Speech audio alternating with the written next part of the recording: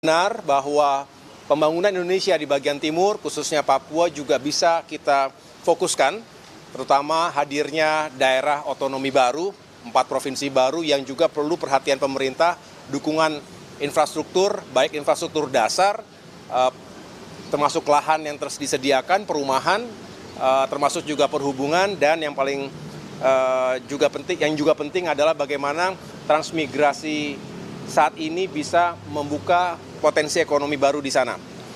Yang berikutnya terkait dengan Kementerian ATR BPN, kami juga memetakan apa saja yang menjadi isu dalam tata ruang sekaligus juga pengelolaan lahan di Indonesia. Kita tahu berbagai kepentingan, baik itu lahan hunian, lahan industri, dan lahan perkebunan, termasuk juga yang harus tetap dijaga agar keseimbangan alam tetap terjadi, dan disinilah kompleksitas sekaligus tantangan bagi Kementerian ATR BPN. PKP, Perumahan dan Kawasan Permukiman, ini juga memiliki target yang tinggi untuk bisa menyediakan rumah-rumah yang semakin terjangkau bagi masyarakat berpenghasilan rendah. Kita ingin melakukan pembangunan 3 juta rumah dan harapannya dengan skema yang berpihak pada rakyat kecil, termasuk dukungan dari berbagai pihak, karena tentu Kementerian PKP tidak bisa bekerja sendirian, termasuk hadirnya Kementerian Dalam Negeri tadi, Mendagri, untuk memastikan pemerintah daerah juga dalam satu frekuensi yang sama, menghadirkan rumah-rumah rakyat, mengentaskan permasalahan backlog perumahan, sekaligus menghadirkan perumahan yang semakin layak huni bagi rakyat kita. Dan yang terakhir, terkait dengan Kementerian Pekerjaan Umum, tentu berbicara infrastruktur dasar, jalan-jalan, persiapan menuju Lebaran, lalu kita juga kembali meyakinkan agar infrastruktur, misalnya bendungan, itu benar-benar terhubung dengan saluran irigasi sehingga bisa meningkatkan swasembada pangan. Dan yang lain-lain yang tentunya membutuhkan perhatian dari sektor pekerjaan umum. Kira-kira itu teman-teman sekalian yang dapat saya sampaikan. Intinya adalah Bapak Presiden senang bahwa infrastruktur ini terus bergerak, terus mencari solusi, dan kami mendengarkan berbagai masukan dan harapan masyarakat tentunya yang juga penting untuk kami akomodasi dalam pengembangan kebijakan di bidang infrastruktur. Terima kasih. Ya, silakan, mungkin ada yang disampaikan ke menteri-menteri lain.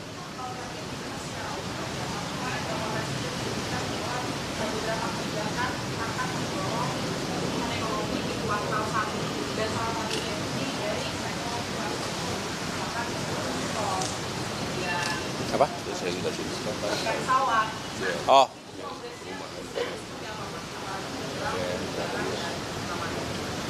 Ya, kami belum bisa mendeklar saat ini karena masih perlu waktu sedikit lagi. Saya mohon waktu terutama Kementerian Perhubungan yang juga tadi masih akan duduk bersama dengan Kementerian BUMN, Kementerian Keuangan, dan lain-lain. Yang jelas semangatnya adalah kami sesuai dengan arahan Bapak Presiden, bagaimana harga tiket, harga transportasi itu lebih terjangkau.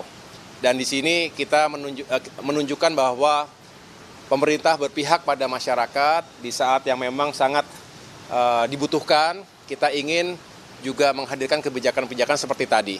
Nah, Nataru yang lalu juga sebagai bentuk bahwa walaupun dalam masa pemerintahan yang baru beberapa minggu saja, tapi kami berupaya yang terbaik. Oleh karena itu, kami sedang merumuskan, menuntaskan segala koordinasi karena semua harus dihitung dengan tepat, dengan cermat, dan pada saatnya akan kami umumkan kepada masyarakat.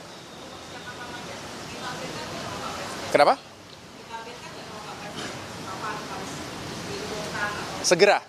Mudah-mudahan dalam waktu dekat ini ya, saya sampaikan tadi memang kita butuh waktu, jangan terlalu mepet karena biasanya masyarakat juga sudah mulai mencari tiket itu jauh-jauh hari, 1 bulan paling tidak sebelum tanggal Lebaran. Jadi insya Allah dalam waktu dekat ini kami akan umumkan.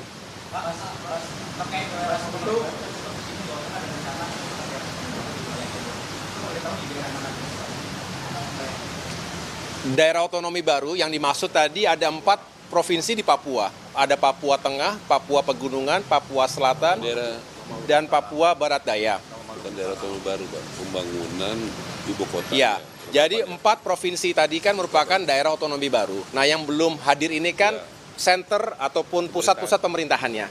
Nah, disinilah memang diharapkan pemerintah setempat, pemerintah provinsi misalnya begitu, sudah menyiapkan lahannya. Nah, memohon kepada pemerintah pusat, termasuk Kementerian PU, untuk bisa membangun pusat pemerintahannya. Berarti kawasan gubernurnya, kawasan DPRD-nya, dan lain sebagainya, termasuk tadi MRP ya, masyarakat Majelis Rakyat Papua. Jadi artinya ini semangatnya adalah bagaimana pemerintah bisa segera bekerja secara optimal setelah ada lingkungan yang dipersiapkan secara infrastruktur. Iya, Pak, boleh Pak. Ya. Yang buat pesawat doang atau untuk transportasi juga masyarakat kan tahu kan juga Kita rumuskan Apa? kita rumuskan itu kan. Saya tempat Pak. Ya, Bapak. Sedang kita remuskan. Jadi memang selalu berbicara semangatnya dulu, tapi juga kita harus hitung dengan cermat. Tetapi sekali lagi semangatnya adalah bagaimana transportasi ini semakin terjangkau, khususnya di dalam masa 2 minggu sebelum dan sesudah Lebaran. Disinilah sedang kita hitung juga, termasuk tadi selain itu kita membicarakan bagaimana menyusun strategi untuk mengurai kemacetan. Misalnya kita tahu bahwa Lebaran kali ini back to back dengan Nyepi, artinya ada blok waktu di minggu tersebut yang harus kita perhatikan. Nah, dihitung dan disimulasikan oleh Kementerian Perhubungan, hari H-min berapa harus sudah mulai diurai, agar tidak semuanya menumpuk di 2-3 hari sebelum Lebaran. Mungkin ada yang lain, silakan. boleh sedikit. Ya, silakan. Pak Susron, udah Ya. udah Izin Pak Menko. Jadi yang pertama, kami diminta menginfokan kebijakan-kebijakan dan proyek-proyek yang sudah siap. Proyek yang sudah siap untuk diresmikan adalah 3 tower di Kemayoran, yang Wisma Atlet itu sudah siap diresmikan. Kemudian 7 tower sudah siap bulan April akhir Pak Menko. Jadi total 10 tower. Kemudian juga kita diminta mengumumkan perumahan subsidi ya FLPP yang sudah dibangun, yang sedang dibangun, dan yang sudah diserahkan total per hari ini 104.000 per hari ini, ya total 104.000. Kemudian kami juga ada beberapa case yang mesti cepat diselesaikan, seperti kasus pagar di PIK, itu tidak boleh ada rumah eksklusif, jadi harus ada jalan ya di PIK 1, jalan yang kepada masyarakat. Ya, itu besok saya akan ke sana untuk segera mensosialisasikan itu dengan Pemda DKI, sudah ada RTDL-nya, nanti pennya penetapan lokasinya kita minta ditetapkan dan bisa segera dibangun jalannya. Jadi supaya masalah-masalah ini cepat diselesaikan dengan tuntas. Juga memberikan insentif kepada rakyat kecil, yaitu yang pertama BPHTB dibuat gratis. Yang kedua, PPN di bawah 2 miliar buat MBR, yaitu masyarakat berpenghasilan rendah, dibuat gratis. Yang ketiga, itu PBG, persetujuan bangunan gedung, dibuat gratis buat rakyat kecil.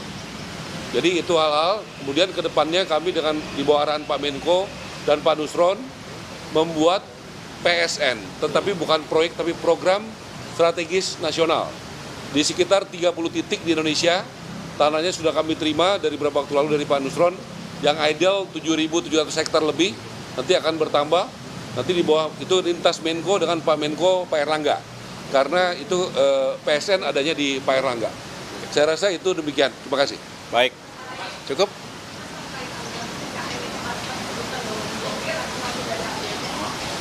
Kenapa? Oh iya, sebentar. Saya jelaskan satu lagi, izin Pak Menko. Ya. Sudah supaya jelas, dari Bank Indonesia kami sudah mendapatkan pelonggaran GWM, Giro Wajib Minimum. Bank itu ada duitnya di BI, dan itu Bank Indonesia siap untuk menjalankan sejumlah 80 triliun ya, duit bank yang ada di Bank Indonesia. Itu sejumlah 80 triliun, dan kami akan matangkan persiapan di besok malam. Kami akan rapat dengan Menkyu, dengan BUMN, dan juga Bank Himbara di kantor Menkyu untuk merealisasikan dalam rangka dukungan daripada Bank Indonesia untuk program pemerintah. Ya, 3 juta rumah itu artinya 3 juta yang dibangun dan yang direnovasi. Jadi demikian Pak. Makasih Pak. Tutup ya. Apa? Kenapa? Oh ya. Aman. Iya, jadi begini, terakhir saya mengikuti ratas terkait IKN, hadir pula Kepala OIKN, Bapak Basuki, dan telah dipaparkan oleh beliau kepada Bapak Presiden, yang intinya Bapak Presiden telah menyetujui anggaran untuk kelanjutan pembangunan OIKN atau kawasan IKN yang fokus pada pembangunan kawasan legislatif, berarti bicara MPR, DRI, dan juga kawasan judikatif. Ada MA, ada MK, ada KY, Komisi Yudisial. Itu dipersiapkan sekitar 48,8 triliun rupiah. Ini 2025 hingga 2029 dengan tahapan-tahapan tentu yang akan diatur sesuai dengan timeline dan juga rencana kerja yang telah disusun oleh OIKN.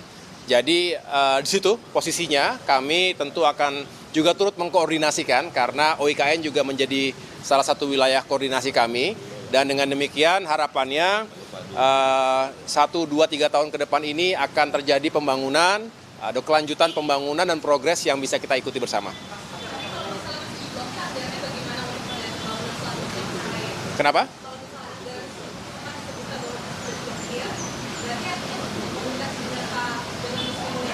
Ya, ini akan kita rampungkan ya, akan kita duduk bersama. Yang jelas pemahaman saya di situ sudah di approve dan tinggal kita yakinkan sekali lagi untuk pencairannya supaya bisa tidak mengganggu ataupun tidak menghambat progresnya.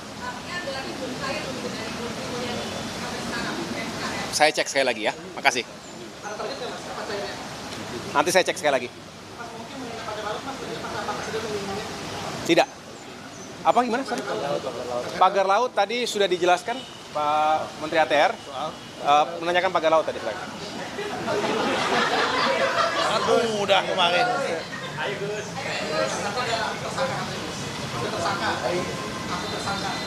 Oh, belum ada. Itu kalau soal tersangka urusannya Pak Kapolri. Jadi tanyanya ke Pak Kapolri yang menentukan. Kenapa? Bekasi.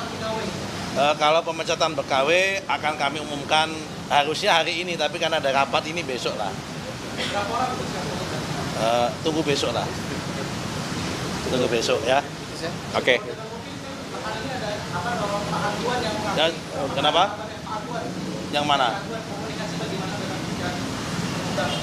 Kalau yang berkomunikasi dengan pengusaha itu kan kita pemerintah memang wajib komunikasi dengan siapapun. Ya kan, dengan pemerintah, dengan rakyat, dengan pengusaha, semua kita komunikasi.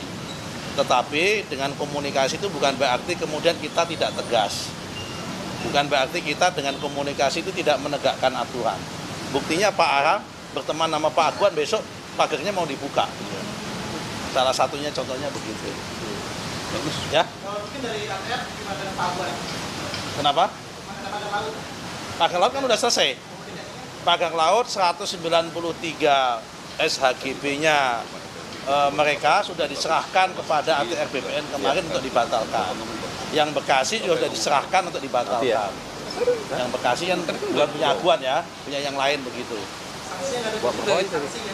Kalau sanksi kan urusannya laut, bukan urusan kita.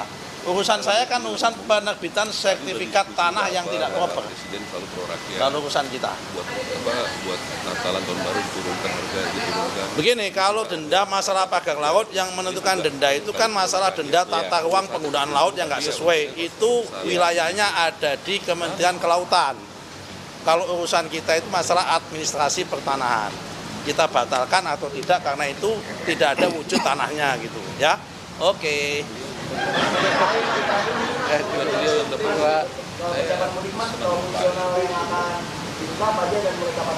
Tol fungsional.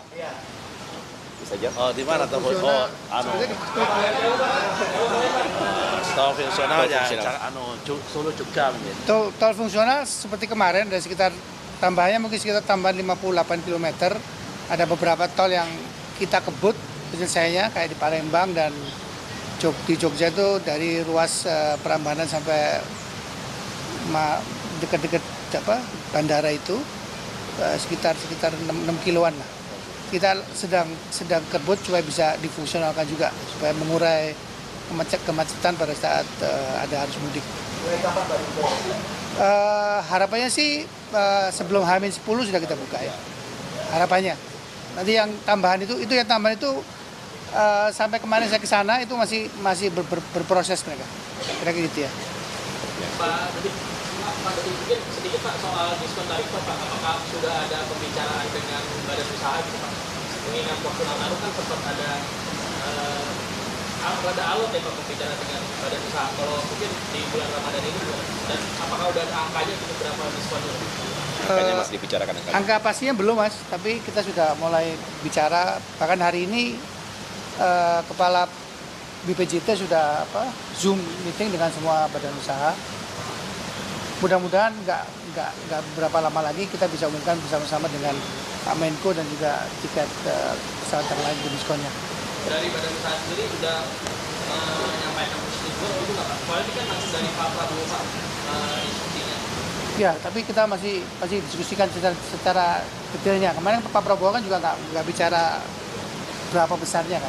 Nanti detailnya seperti apa kita lagi diskusikan.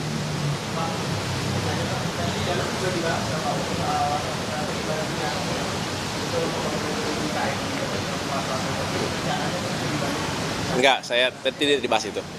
Cukup ya teman-teman ya. Makasih. Hah? Nanti waktu lah ada.